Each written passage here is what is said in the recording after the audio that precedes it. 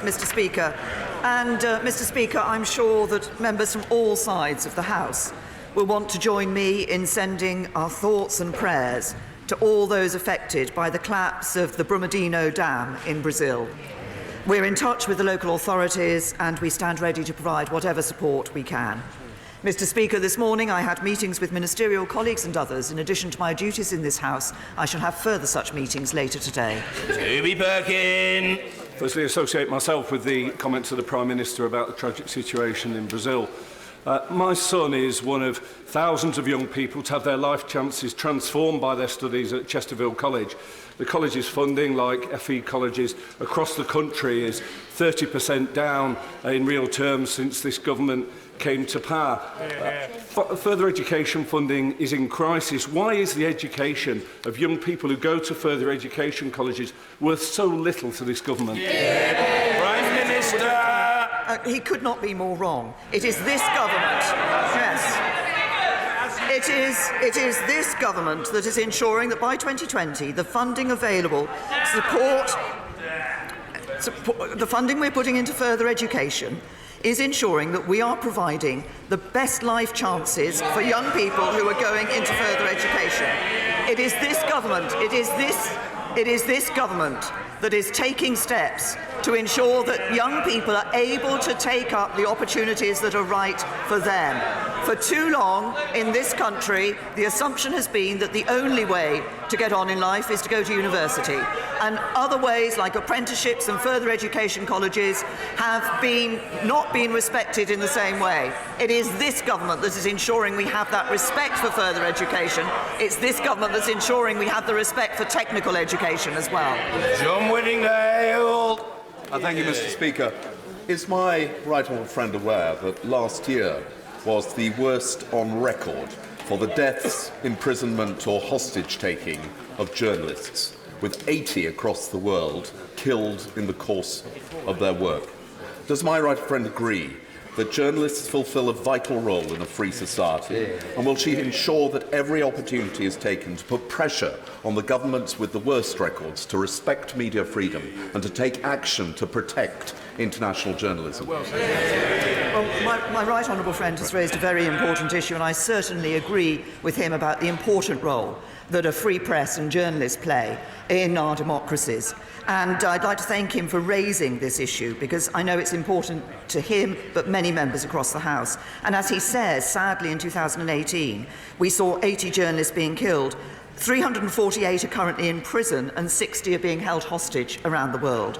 And we're deeply concerned because these numbers, as my right honourable friend says, have risen on the previous year. That's why in 2019 we're placing our resources behind the cause of media freedom. We're helping to train journalists around the world, such as in Venezuela, where we've seen an authoritarian government suppress its critics. And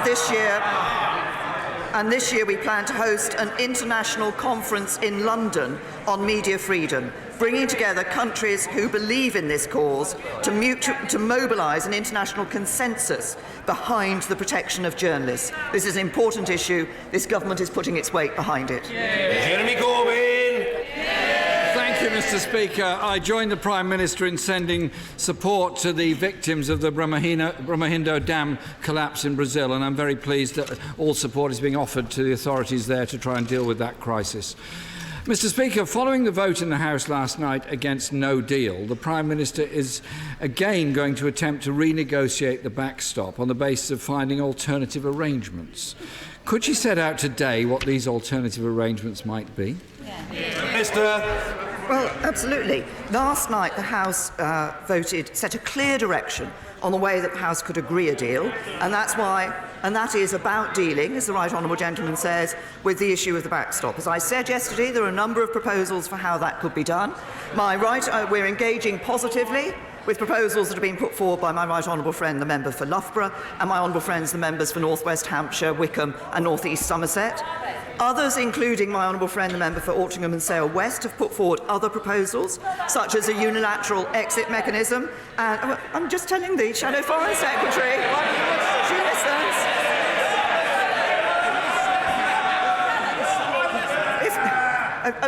A point of advice, if she wants to shout things, it might be to shout them in response to what I'm saying, rather than just saying They've put forward proposals such as unilateral exit mechanism or a time limit to the backstop, and the political declaration already references alternative arrangements and raises a number of issues that can be proposals that can be addressed, such as mutual recognition of trusted trader schemes. Jeremy Corbyn. None of that was very clear to me. I don't know about anybody else.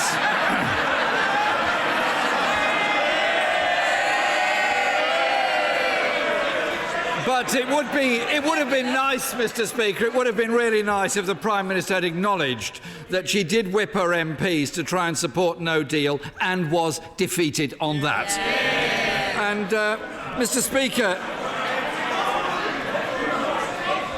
the EU said at the weekend they're willing to renegotiate if the government's red lines could change. Could the Prime Minister today set out which of her red lines are going to change? The Prime Minister. What has been absolutely clear with my contacts with European Union leaders is that they want a deal. What this House voted for last night is to leave the European Union with a deal, but it also crucially showed what it will take to see a support in this House for a deal in the future. I think the plan that was set out last night shows that we can obtain a substantial and a sustainable majority in this House. But the right honourable gentleman talks about not being clear about positions on various things. I'm very pleased that he is now going to. I'm very pleased that he is now going to. I'm very pleased he's now going to meet with me, and there are a number of issues that I want to discuss with him. For example, he talks about a strong single market relationship with the European Union in the future. But he was also. I want to know whether that means he wants to accept all EU state aid rules, for example, because in the past he's objected to state aid rules, and he can't have it both ways. So we need to know with greater clarity what it is the right honourable gentleman believes in, and perhaps next time one of his own backbenchers wants to ask him about his position on a second referendum, he'll actually take a question and an intervention from him. Mr. Speaker, last time I looked at the order paper, it said Prime Minister's question time. And the Prime Minister has herself, and I quote, the only possible deal was within her red line. So it's perfectly reasonable to ask which of her red lines has changed. This morning, the Brexit Secretary was asked, and I quote, what is the alternative to the backstop? He replied, well, that's what we're exploring.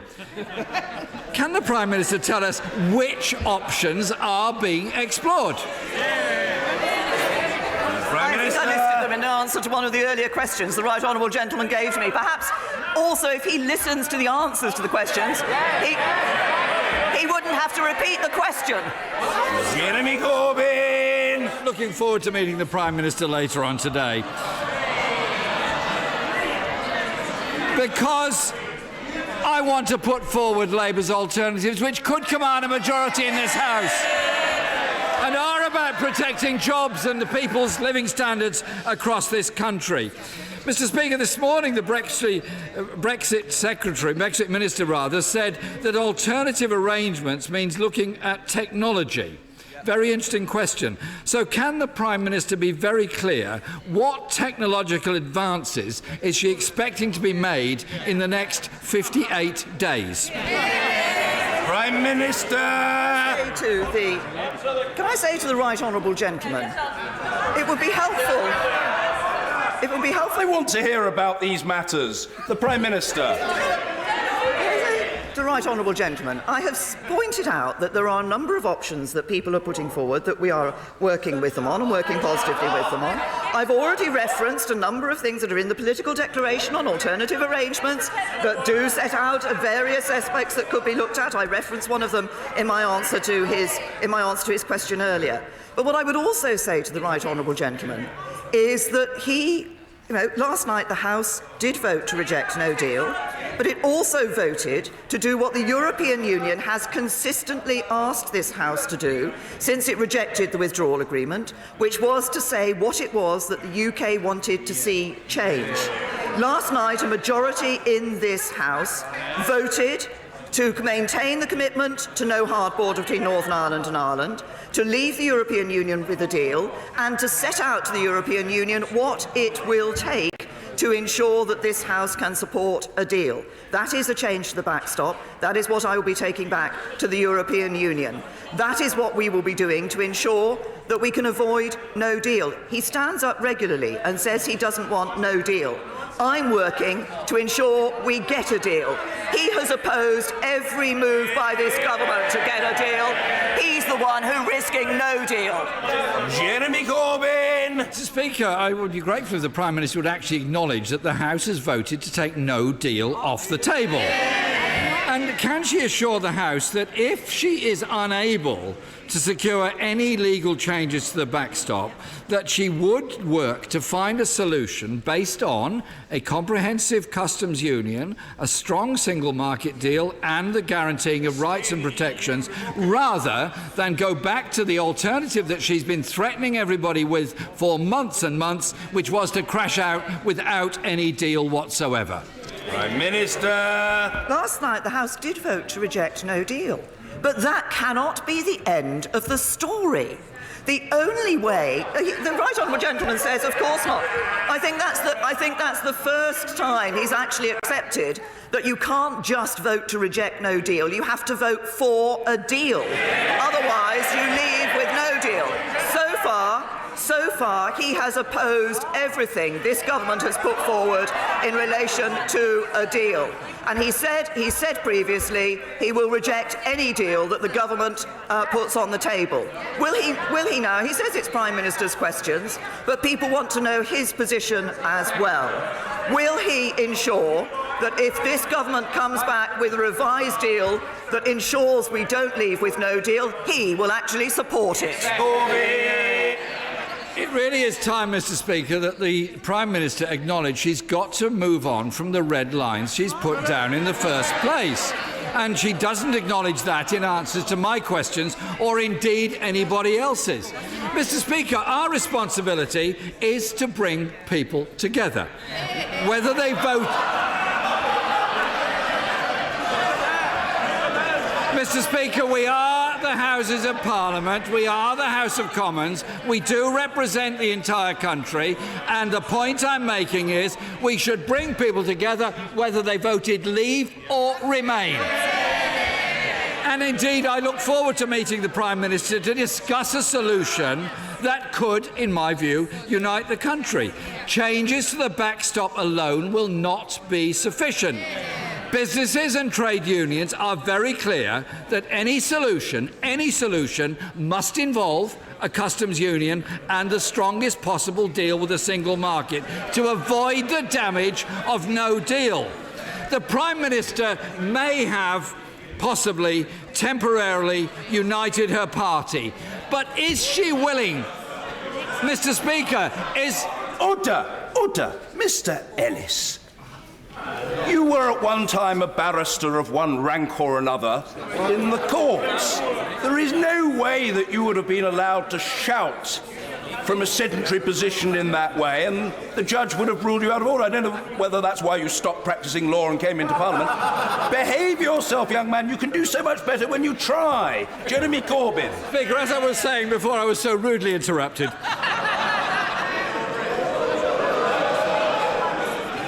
The Prime Minister may have succeeded in temporarily uniting her very divided party.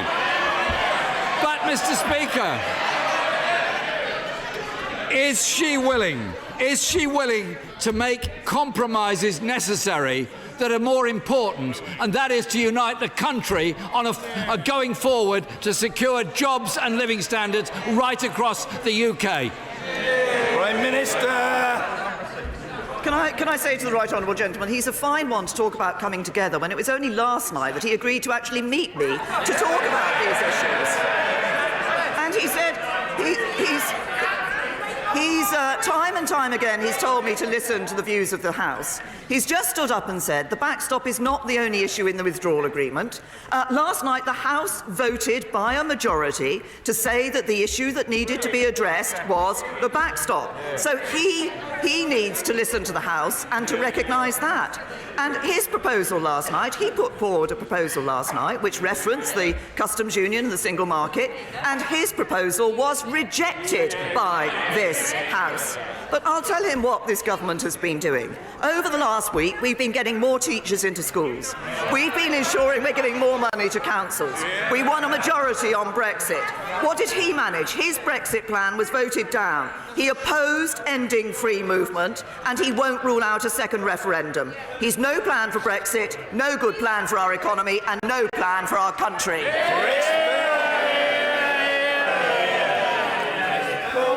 Thank you, Mr. Speaker. First-time buyer numbers, which collapsed under the last Labour government, are now at a 10-year high thanks to initiatives like Help to Buy and the first-time buyer stamp duty cut. But there are still many people in their 20s and 30s who want to buy their own home. Will the Prime Minister join me in asking local authorities to use their existing powers when they grant planning consents to make sure that as many properties as possible are designated as starter homes or discount market sales homes to help those people in their 20s and 30s realise the dream of home ownership?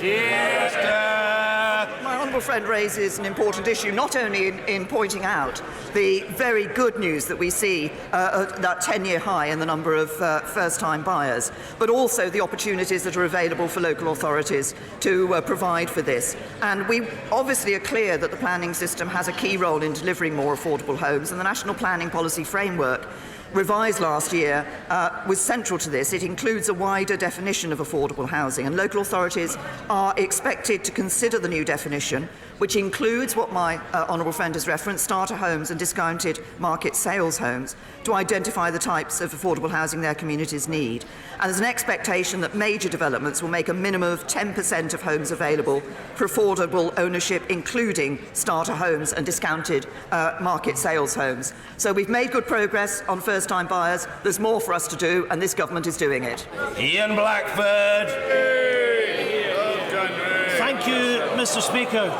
2 weeks ago, the Prime Minister told this House to vote down this deal in the hope of going back to Brussels and negotiating an alternative deal. No such alternative deal exists. Yet last night, she told the House she will go back to Brussels and seek an alternative arrangement. So what is it? Has the Prime Minister inadvertently misled the House, or has this government's incompetence reached a whole new level? Prime Minister.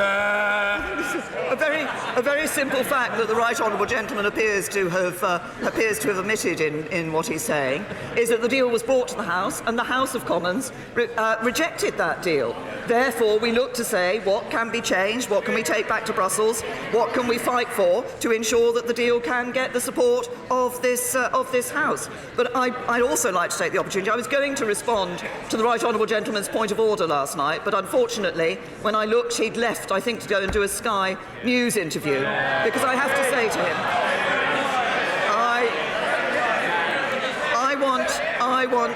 I want to just confirm absolutely the commitment of this government to the Belfast Good Friday Agreement. And the remarks the right honourable gentleman made last night in relation to that were frankly irresponsible. Ian Blackford. Mr. Speaker, the only thing that is irresponsible are the actions of this Prime Minister. Order. The right honourable gentleman has a right to be heard. The public would expect him to be heard, and he will be heard. And attempts to shout him down are not just rude, they are irresponsible, they are undemocratic, and they should certainly not have the sanction of anyone who sits on the Treasury bench. Stop it. It's low grade, it's useless, and it won't work. Ian Blackford. Thank you, Mr. Speaker. That was a graceless response from the Prime Minister, who is acting with sheer irresponsibility. And I have to say in her answer, what she demonstrated is, here are my principles. If you don't like them, you can have some more. Mr. Speaker, last night a majority of Scottish MPs rejected Brexit. The Scottish Parliament, the Welsh Assembly, and this House. Order. Stop it. It's utterly irresponsible, chanting in the background. Let the right honourable gentleman ask his question and the Prime Minister answer it. That is what the public would expect. Ian Blackford. Thank you very much, Mr. Speaker. The Scottish Parliament, the Welsh Assembly and this House of Commons has rejected the Prime Minister's deal. The UK Government told Scotland in 2014 being part of the UK meant continued EU membership. The UK Government told us we'd be part of a family of equal nations. Prime Minister, Scotland wants to stay in the EU. We are scunnered by this government ignoring Scotland. Prime Minister, do you accept that you've promised Scotland everything, you've delivered nothing? Prime Minister. Can I say to the right honourable gentleman, Scotland is part of the United Kingdom. It voted in 2014 to stay part of the United Kingdom. The United Kingdom will be leaving the European Union. But if the right honourable gentleman wants to talk about the impact of Scotland in the future, perhaps he should look at the latest figures that came out just this morning on exports. Over 60% of Scotland's exports go to the rest of the UK. That's more than Scotland's trade with the rest of the world, and over 3 times more than with the rest of the European Union. And yet he represents a party that wants to erect a border between Scotland and England. The biggest threat to the future of Scotland is sitting on those benches. Sir Geoffrey Clifton Brown.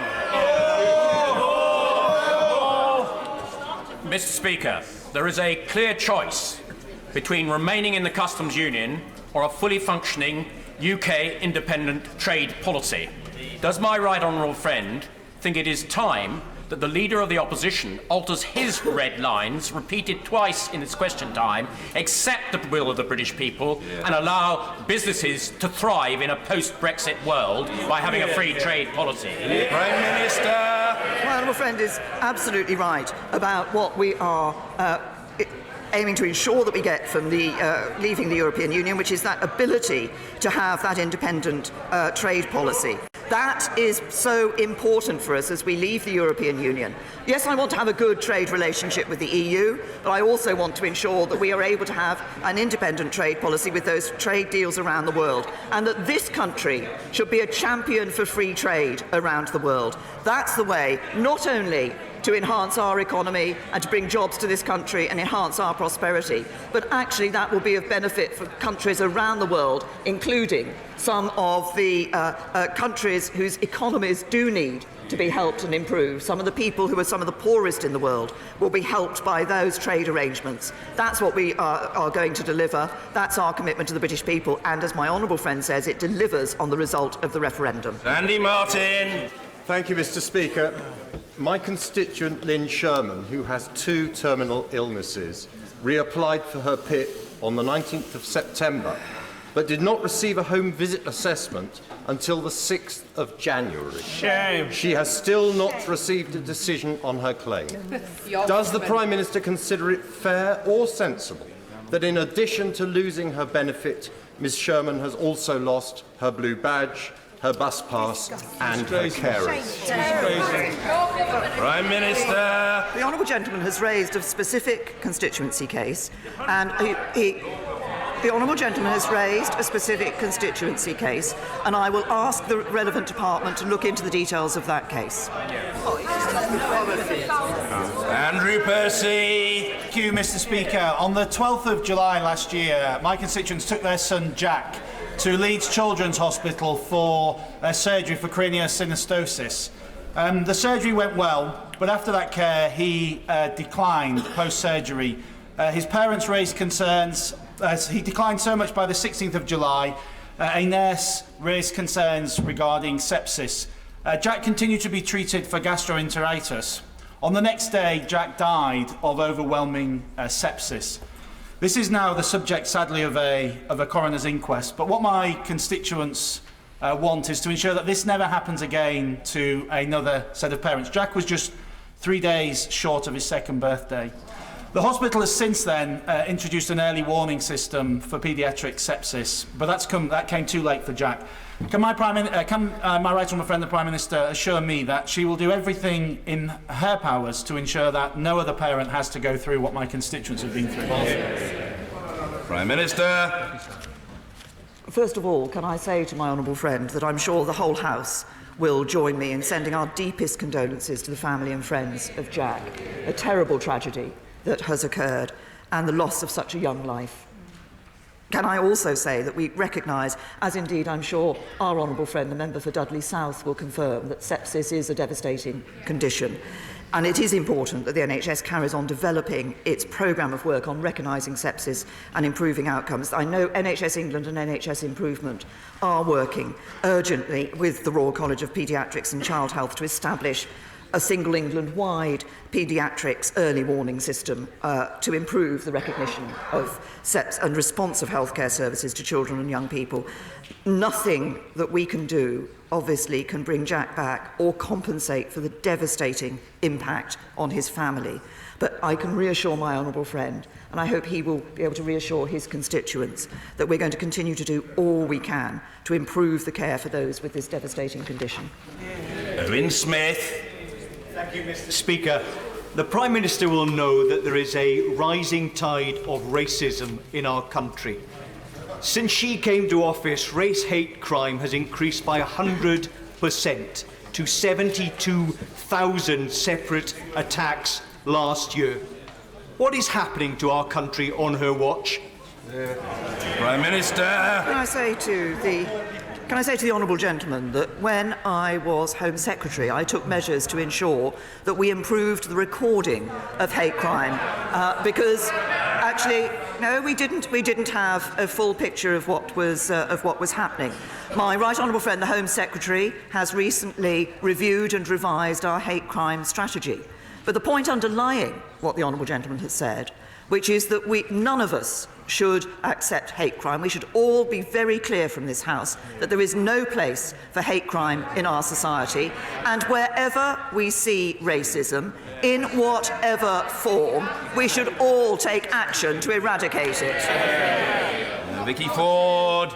Thank you, Mr. Speaker. In her discussions with EU leaders, will the Prime Minister be making it crystal clear that this government stands firmly behind all of its commitments under the Belfast Good Friday Agreement? Minister.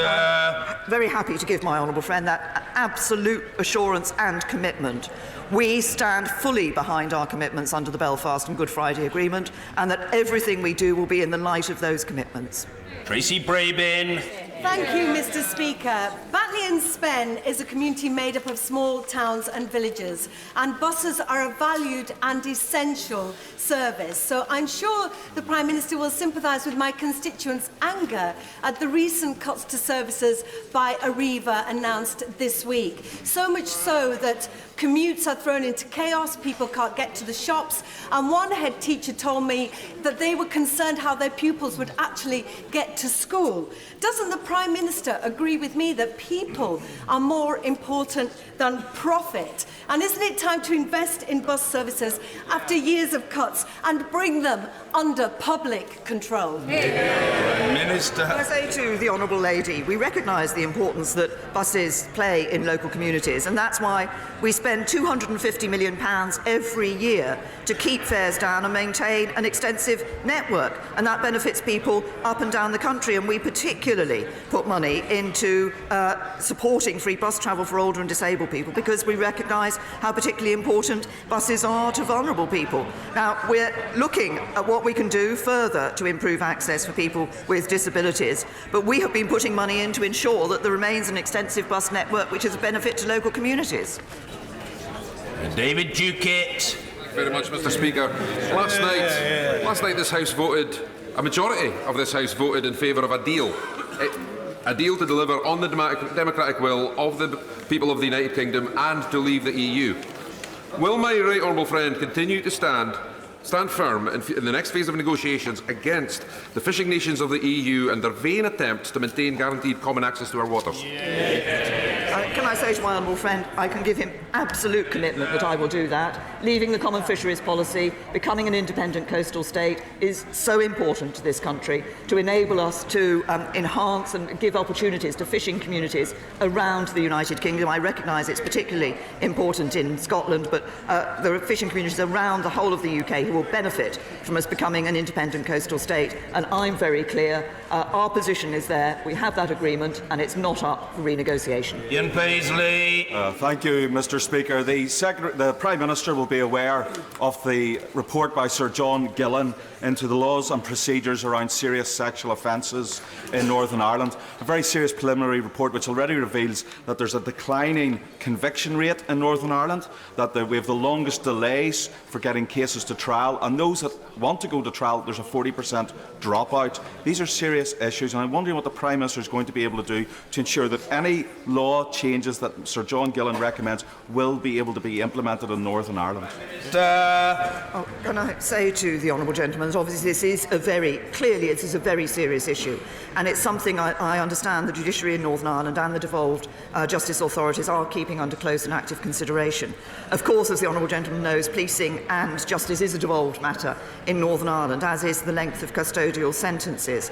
Now, the Secretary of State for Northern Ireland, in recently passing the Executive Formation and Exercise of Functions Bill, enables departments to continue to take decisions in the public interest to ensure the continued operation of public services, but that is not and cannot be a replacement for a devolved government. And I think the example the honourable gentleman has given is yet another reason why it's important for us all to work to get the devolved administration back up and running. Thank you, Mr. Speaker. The Prime Minister will appreciate that the government is spending over 50% more per head in real terms in education than in the year 2000. Achieving much better results, might I add, Mr. Speaker. However, there are still some challenges with resources and funding in many areas across Hitchin and Harpenden, especially in small rural schools.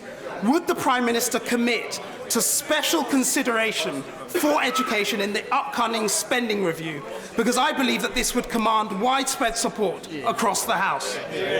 Prime Minister. To my honourable friend, I think the Chancellor was listening to the remarks and the comments that my honourable friend made in his question in relation to funding. It is absolutely right, as my honourable friend says, that we have been putting more money into schools, and it's also right that we see more children, 1.9 million more children now, in good or outstanding schools than in 2010. We will, of course, be looking carefully across all elements of public expenditure when we come to the spending review. But as I said to my honourable friend, I'm sure the Chancellor has heard the lobbying that my honourable friend has indulged in his question in relation to this matter, particularly for small rural schools. Stephen Morgan. Thank you, Mr. Speaker. Unlike this government, John Lewis has never knowingly undersold Portsmouth. But last week, partners announced they're closing Knighton Lee, a much-loved store in the heart of my community since 1865. And that's just one example. Retailer after retailer, store after store, job after job. When will the government finally bring our high streets back from the brink? Minister. Well, obviously, I recognise this is a concerning time for the employees at Knighton Lee in Southsea. Obviously, it's a commercial decision for the company to take. We will be ensuring that the Department for Work and Pensions and Job Centre Plus will work with the company to understand the level of employee support required. But I have to say to the honourable gentleman that if he is worried about jobs in his constituency, the policies that would cause most damage to jobs in his constituency are the policies of the Labour Party and his Labour front bench. Douglas Ross.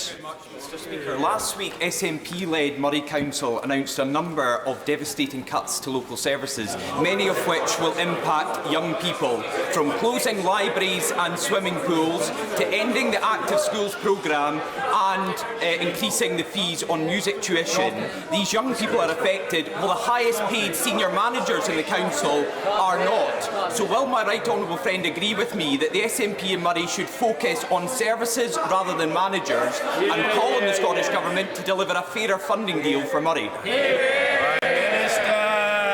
Well, can I say to my honourable friend, of course, the UK Government has increased the block grant that is going to the Scottish Government next year. So decisions decisions on cutting budgets are a matter of priority for the SNP rather than necessity. Extra money has been given to them. It's a question of where they want to put that money and what they put as a priority. And I think it's time that the SNP empowered local government in Scotland rather than hoarding power at Holyrood. Mr. Stephen Hepburn. Next week is World Cancer Day. Last week, I regret that St Clair's Hospice in Jarrow closed through funding difficulties. Would the Prime Minister use her officers to facilitate a meeting between me and the relevant Health Minister to see if we can secure and ensure health care for the terminally ill in the future in the Jarrow constituency? Prime Minister. I say to the honourable gentleman, I will ensure that the relevant minister meets with him and addresses this issue with him. Rachel McLean. Thank you very much, Mr. Speaker. With record numbers of women in the workplace now, more and more women will experience the symptoms of perimenopause or menopause while they're at work. And, Mr. Speaker, often these symptoms are not well understood by the general population, and they include much more than just hot flushes and night sweats.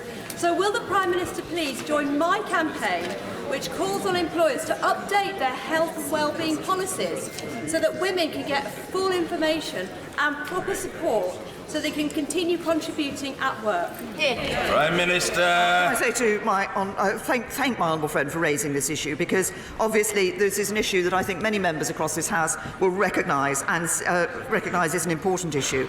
And we recognise the difficulties that women going through the menopause face. We are encouraging employers to adopt menopause-friendly policies such as flexible working.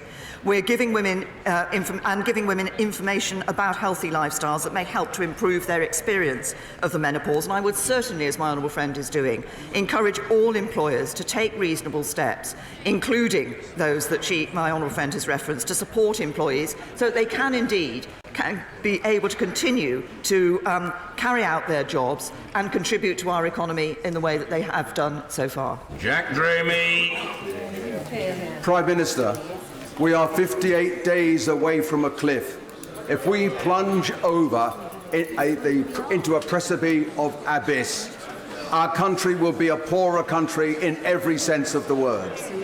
Last night, this House voted that there can be no question of a no-deal Brexit. Will the Prime Minister honour the will of Parliament and rule out a no-deal Brexit? Because to proceed with a no-deal Brexit would not only impoverish our country, it would be contemptuous of Parliament. Prime Minister. The gentleman is right that Parliament last night voted to reject no deal. What Parliament also voted for last night was to say that it wanted to leave the European Union with a deal, and it identified what was necessary to change in the deal in order to enable that to happen and for the support of this House to be given to a deal.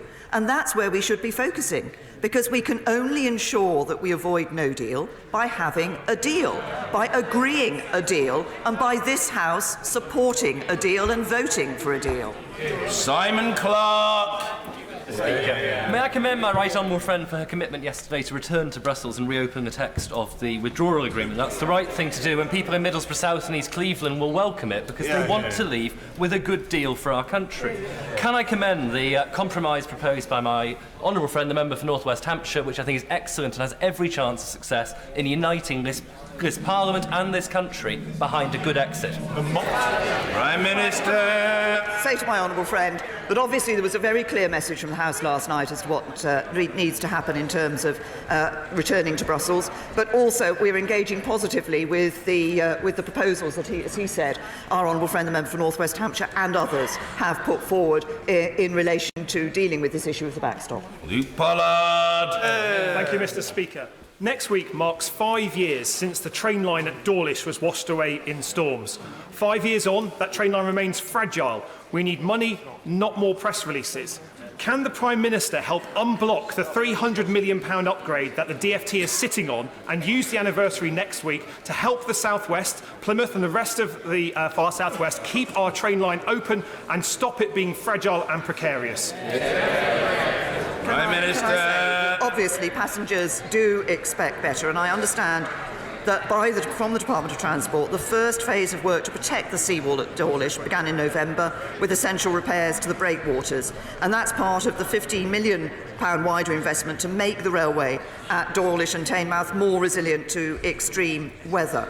And can I just reassure the honourable gentleman that world-leading engineers have been carrying out those detailed ground investigation to develop that long-term solution for protecting the railway in a way that minimises disruption for passengers, and Network Rail will be reporting soon on how they will deliver these. But I'm absolutely clear, delivering this improvement to the South West transport infrastructure is a national priority. It is essential for unlocking the region's economic prosperity and jobs, and that's why we're giving it the focus we are. Maggie through. Mr. Speaker, Cotman Junior School in my constituency has increased its proportion of pupils attaining the required level of Key Stage 2 standards from 35% to an amazing 67% over the last year.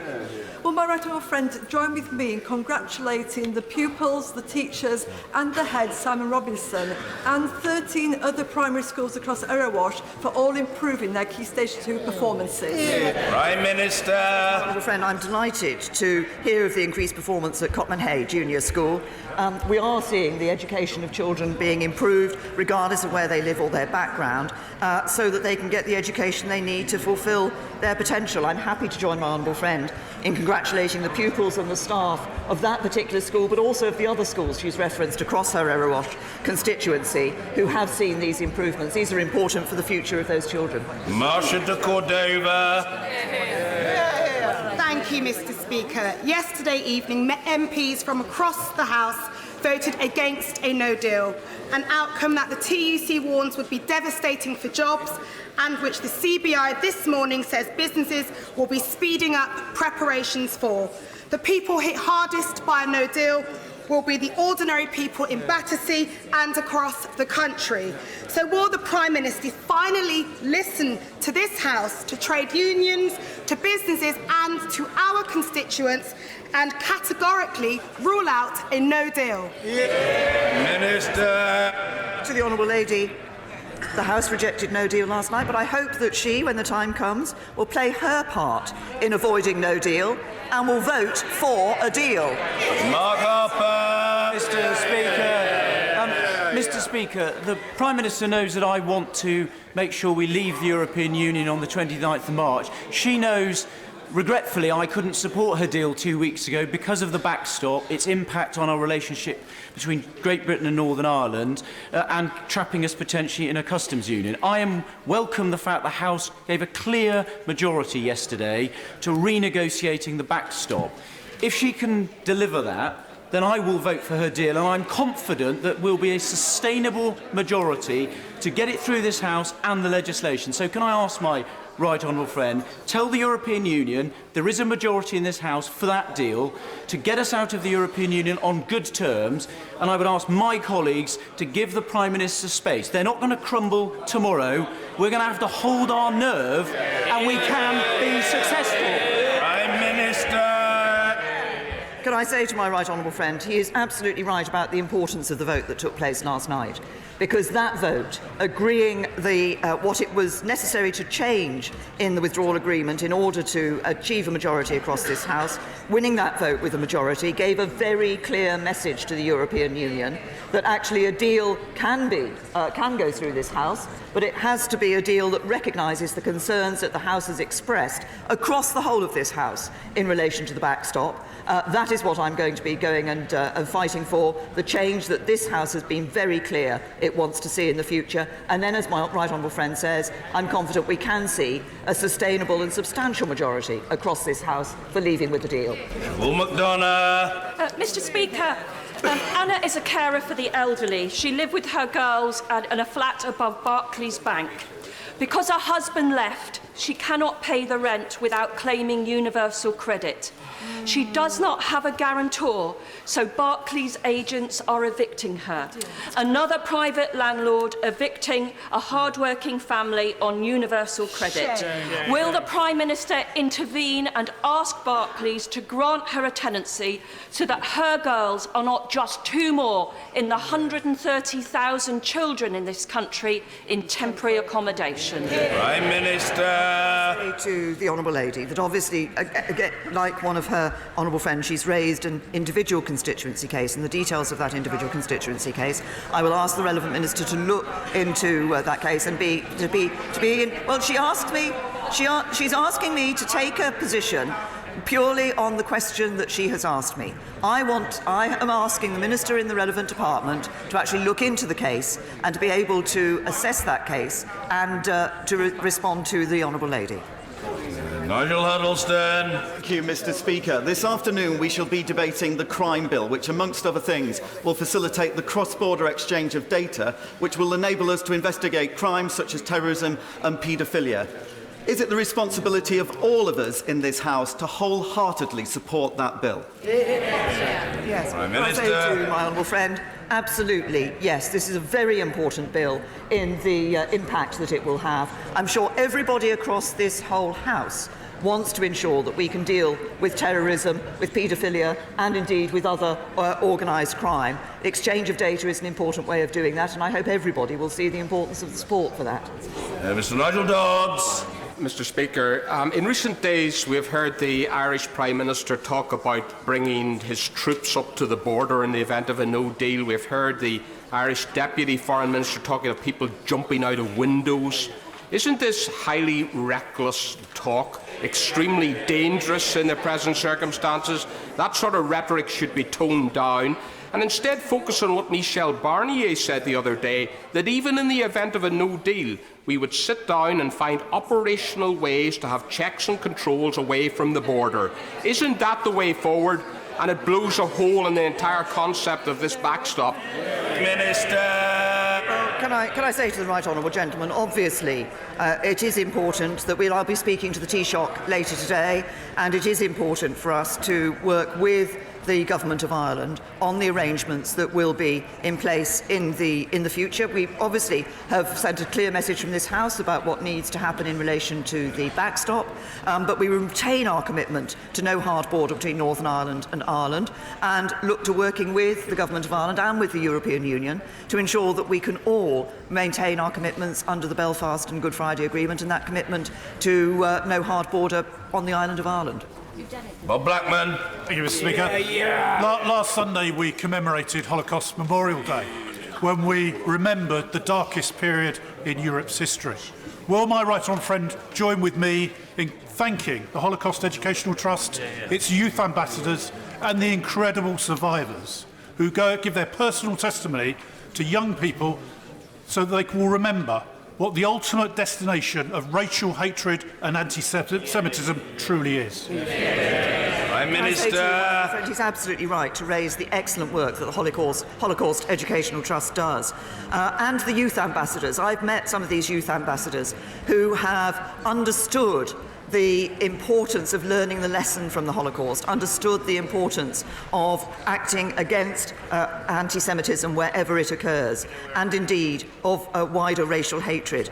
And also, as my honourable friend says, the survivors from the Holocaust, who have given their time to ensuring that nobody is in any doubt about where man's inhumanity to man can lead. They have done a really important job, and I pay tribute to them and to their continuing work. It's important that we all recognise the terrible things that can happen when we let anti-Semitism occur. We should all be fighting against anti-Semitism wherever it occurs. Finally, Liam Byrne. Thank you, Mr. Speaker. In the cold of Sunday, Kane Walker was found dead on the pavements of Birmingham. He was 31, and he became one of over 2,600 homeless people to have lost their lives in the last 5 years. When will the Prime Minister recognise The scale of homelessness today is a moral emergency, and we cannot wait until 2027 for this government to end homelessness for good when we need action now. Prime Minister. First of all, say to the honourable gentleman, we all want to ensure that everybody in this country can have a safe and secure roof over their head, that nobody has to be on the streets sleeping rough. That's why we're putting money into this. We've taken a number of initiatives like Housing First, which are already showing benefits in helping people who otherwise would be homeless and could end up on the streets in having a home and dealing with the issues that ensure they're able to stay in that home.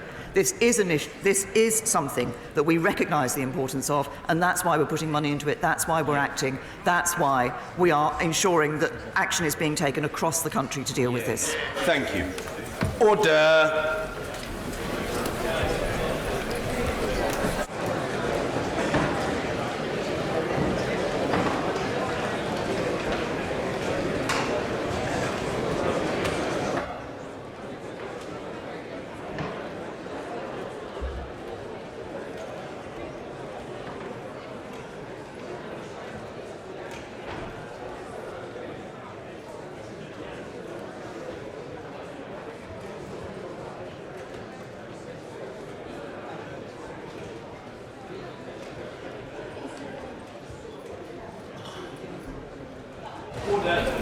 Urgent question, Stella Creasy. Thank you, Mr. Speaker. To ask the Home Secretary to make a statement on the territorial extent of the draft domestic abuse bill and the consequences of this for victims of violence across the UK. Mr. Speaker, the landmark draft domestic abuse bill we published last week will help transform the response to these horrific crimes. It is aimed at supporting victims and their families and pursuing offenders to stop the cycle of violence. The bill will cement a statutory definition of domestic abuse that extends beyond violence to include emotional, psychological and economic abuse. The bill does not create new criminal offences in relation to domestic abuse because these offences are already settled laws, such as Section 18 GBH, coercive and controlling behaviour, and even, in the saddest of cases, murder. These offences are all devolved, but in line with existing criminal law, the provisions of the draft bill expand to England and Wales only. Contrary to the suggestion there may be in the honourable member's question, there has been no change in the territorial application of the bill compared with the proposal in the government's consultation published last spring. This was made clear in the consultation paper and reflects the fact that the subject matter of the draft bill is devolved in Scotland and Northern Ireland. We are currently in discussion with the Scottish Government and the Northern Ireland Department of Justice about whether they wish to extend any of the provisions of the bill to Scotland and Northern Ireland respectively. We are seeking to establish a joint committee of both houses as soon as practicable to undertake pre-legislative scrutiny of the draft bill, and I would encourage the honourable member and indeed all honourable members to contribute to that process. Stella Creasy. Domestic abuse affects communities in every nation in the UK. Yet last week, after 2.5 years of waiting, the government published a draft bill that only takes action in England and Wales. Mr. Speaker, I'm asking this question not to debate the nature of devolution, but to ask why this bill has been restricted when from the outset what was promised was very different. Indeed, the original consultation spoke of recognising insecure immigration status may impact on a victim's decision to seek help. We know that migrant women are much less likely to seek help because they fear deportation. Now, some may point to other immigration legislation going through this place, but that doesn't include anything on this issue either. So this bill would have been the vehicle for helping those victims. But immigration is not a devolved matter. The then Home Secretary and the now Welfare Secretary has also rightly